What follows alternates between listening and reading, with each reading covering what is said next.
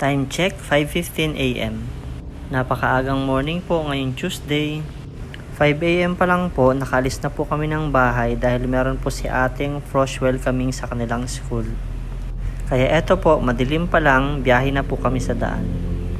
Paminsan-minsan lang po kasi kami magbiyahe ng ganitong oras kaya medyo nanibago po kami sa daan. Napakaluwag po ng daanan. Di po katulad kapag umaga na or pumatak na ang alas 7 ng umaga, naku po, napakasikip na ng daan kasi sobrang traffic na po. Sa pagkakataong pong ito, kompleto naman po kami kaso sa sobrang aga po, tulog pa po si Bunso. At eto po nang bumaba na po si ate. Una nga pala pong bumaba si ate sa gate 2. Ang akala po niya dito ang meeting place ng kanilang service. At nang malaman niya pong sa gate 1, bumalik po ulit siya at dumiretso na po kami doon.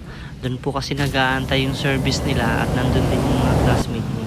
At eto po nang bumaba na po siya. Bye-bye ate, sundo na lang po mamaya.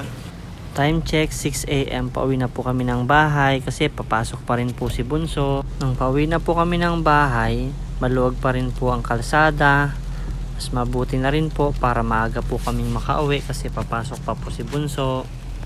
Pagkarating po ng bahay, nagpahinga lang po ng konti tapos naligo. Eto po, preparing na po silang dalawa ni Mama.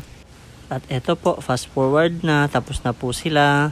Milk time and vitamins bago umalis po ng bahay. Umuulan nga pala po ngayon kaya sa pagkakataong ito nakasasakyan po kami sa paghatid kay Bunso. Sa pagkakataon na rin pong ito, 3 lang po kami ngayon sa sasakyan kasi si ate nasa school na po. At eto lamang po ang ganap namin ngayong araw. Maraming salamat po sa panonood.